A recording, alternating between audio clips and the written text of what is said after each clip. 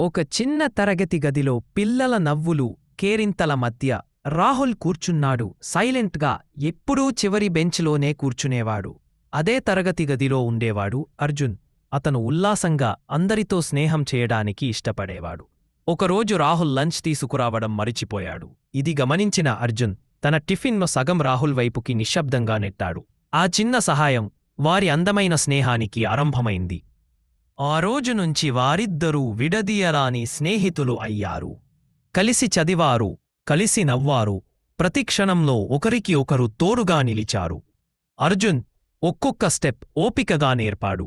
పరీక్షల ముందు అర్జున్ అనారోగ్యం పాలినప్పుడు రాహుల్ ప్రతిరోజూ అతనికి నోట్స్ రాసి ఇచ్చాడు. నెలలు మరియు ఏళ్లు గడిచిపోయాయి. చివరకు వీడ్కోలు చెప్పే రోజు వచ్చింది. ఫేర్వెల్ రోజున స్టేజ్ మీద నిలబడి కన్నీల్తో కూడిన కళ్ళతో చిరునవ్వుతో మాట్లాడారు. మార్కులు బహుమతులు మాయమవుతాయి, కాని నిజమైన స్నేహం మాత్రం ఎప్పటికీ నిలిచి ఉంటుంది.